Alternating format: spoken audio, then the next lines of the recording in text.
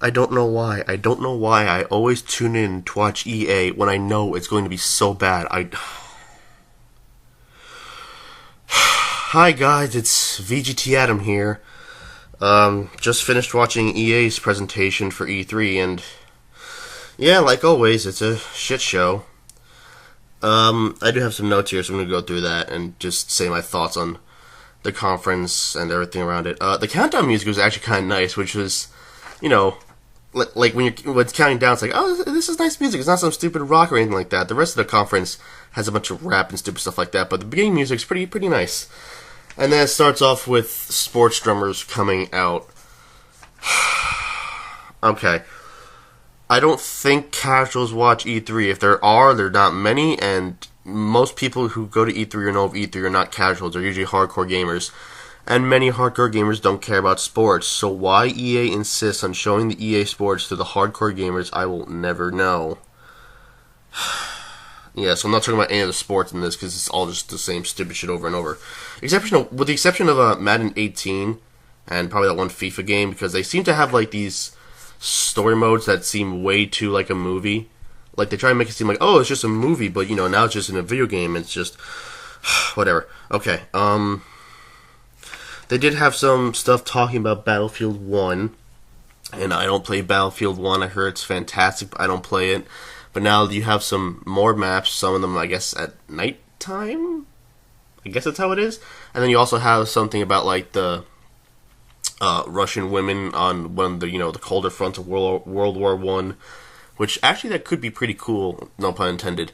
Okay, that could be pretty interesting, because World War One isn't taught as much in America as World War Two, so knowing more about it, even if it's through video games, is kind of cool. So, I don't know how it's going to turn out, but Battlefield 1 I heard is great. So if the DLC turns out well, that's good for people. For some reason, at some points in the conference, it felt more like a series of ads more than a conference. Like it seemed like instead of think of all the other conferences you've seen and how they present their stuff. It seemed more like, hey, let's just play a bunch of ads together and make it seem like a trailer. And it's just, I don't understand that thinking. I also don't understand the thinking of having very cringy commenters trying to do comedy. I mean, I'm not that funny of a guy, and yet this stuff is just like, why? Shut up, don't do this, why? I don't care. It's so ridiculous. Alright, well, they showed something for a new Need for Speed game, which was a Payback.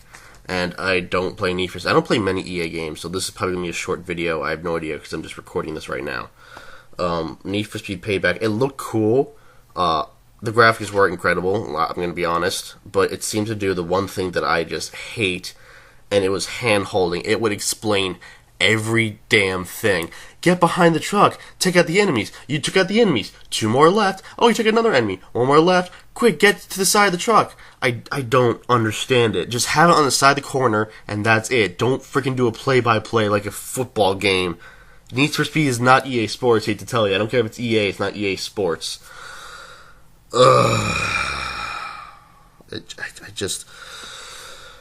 Moving on. The one really cool thing that they showed was a new game called A Way Out, and it was from the same creators as, was it Brothers: A Tale of Two Sons or something like that? I don't know, I didn't play it. But A Way Out, it's a co-op focused game. So it's only co-op. It's only it's a story-driven game, but it's co-op only. So either online co-op or couch co-op, which is something I'm actually really happy about, is that, finally couch co-op. But since the entire thing is co-op driven, the entire thing is split screen, and they do some pretty creative things with it. Like sometimes one character could be in a cutscene, while the other character could watch said character in cutscene, but move around freely. And it's actually really cool. And it starts off with kind of like a Prison Break kind of thing, with the two characters, one new guy and then one Italian stereotype. Yeah, it's a really, really cool concept. And I don't know if I'll be able to playing it, but I will definitely check it out at some point and maybe see other people playing it. But yeah, it starts out with the prison break, and I'm pretty sure that's probably one of the main focuses of the game. But also it highlights what they do after they get out of the prison, and I think it could be done very well and could be one of the more unique games of the generation if done well. Like this was the first thing we saw of it, so probably not much about it yet. But if done well, this could be a really cool game. And like, I don't care about the whole the storytelling is great. Sure, okay, fine, good storytelling. But if the gameplay itself is cool, this could be one of the better games we've had from EA, publishing or otherwise.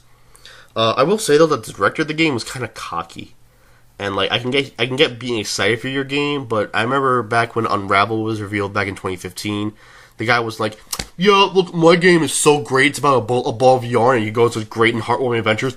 I'm the best. I'm the best around." No, he was more like, "It's my game. I hope you like it." He was actually shaking on stage because he was so passionate. This guy's like, his passionate was more like, "Hey guys, look at the size of my dick. Look how big it is," kind of thing. Yeah, I mean, besides the director though, if the game turns out well, I'll give him a pass. But on stage, he was a bit cocky. They showed a quick CG trailer for the new EA BioWare IP called Anthem, which will be shown more as of this recording tomorrow at the Microsoft conference. So I actually do want to see more of that, because I don't play Mass Effect at all, and I know Andromeda was a shit show, mostly. But I do want to see what this new IP could be, because, I mean, from the very little we've seen, it does have potential. Yeah, so Anthem, yeah, so that could be pretty cool. And then they ended the show with Battlefront 2, which, by the way, I don't know if they said 30 minutes of gameplay or 30 minutes of just Battlefront 2. I thought it was 30 minutes of gameplay, which would have been cool, but no, it's just 30 minutes talking about Battlefront 2 and maybe like 15 for the gameplay, which at least half of it, so I guess that's something. Yeah, but they always have the cock tease. It's like, okay, we're going to talk about the game and only talk about the game until the end. Even when we're in the game, we're going to talk over the game. At least back in 2015 when they showed the gameplay, it was the gameplay. Here, yes, they did have the gameplay, but of course they had the commentators, because it's totally, esport conference, not a normal conference. If this was an esport event, fine, because esports are fine. Oh, they're okay. It depends what it is. I like Evo, but esports are okay. But this is the conference. We could have seen the gameplay without the commentators. You could have said the commentators for an actual esport event. That would have been fine. I don't know. Supposedly, there's 3 times more content that they had in Battlefront 1.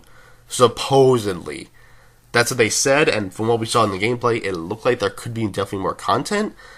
But it's hard to tell, because Battlefront 1 looked so good at the presentation, so good. And in the game-wise, I didn't play it, but I heard it was fun. But it was just lacking in so much, not just content-wise, but even like gameplay-wise, like dumbed down to everything from the original Battlefront 2 on the old like PS2 and Xbox and stuff like that. But if it's 3 times more the content, that'd be nice. And they're always boasting about, oh, we got the single-player story.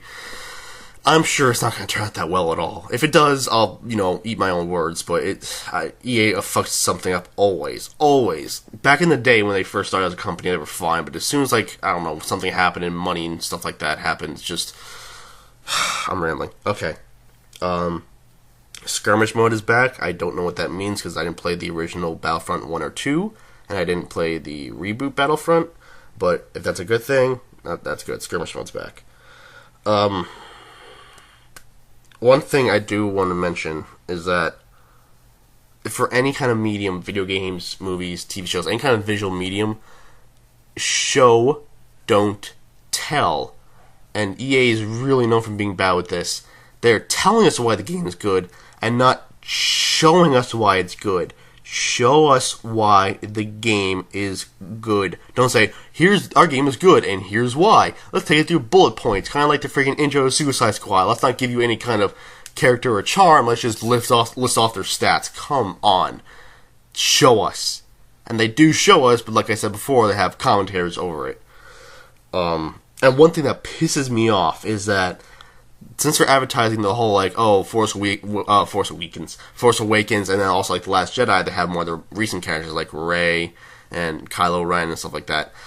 But I don't care if it's free.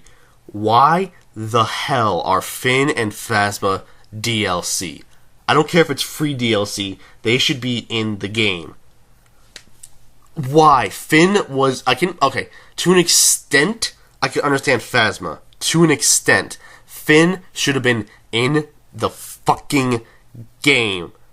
There is no reason other than I don't care if it's free. And it's like, oh, we're not making money off it. It's free. I don't care. It should have been in the game on the disc, and I hate that.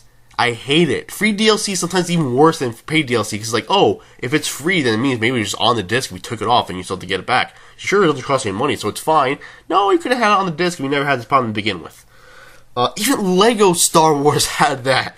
Lego Star Wars had Phasma and Finn on it. Could you imagine? It's like, oh, let's do like you have to get the pieces individually. Here's Phasma's leg. Here's her other leg. Here's her arm, her other arm, her body, her head, and her cape. Oh, it's all free though, so it's fine. Oh, or you can just have it in the game, like the smart thing to do. And I never understand why EA does that. Oh my god. So the conference overall, I think like they did present it pretty well. There weren't any like technical errors, like maybe a couple hiccups here and there. It wasn't anything bad. Of course, they always spout their more EA bullshit about how they're for the gamers and blah blah blah blah blah. Nobody cares. If you have to say you're for the gamers, you're probably not for the gamers. Because again, show, don't tell. Show why you're cool, not explain why you're cool. And EA is not cool. Yeah, like, and honestly, like, now that I think about it, besides the sports, you had Battlefield 1, Need for Speed, Anthem, A Way Out, and Battlefront 2. 5 games. 5 games. I mean, I guess in comparison, they had, 3 sports games, which was FIFA, Madden, and maybe something else I don't remember. Oh, some NBA thing. So I guess in comparison, it's like, okay, they had more games than just sports. But still, 5 games. Really? And we didn't even see one of them. We didn't even see Anthem. We saw nothing. We had to wait till Microsoft's conference to see it.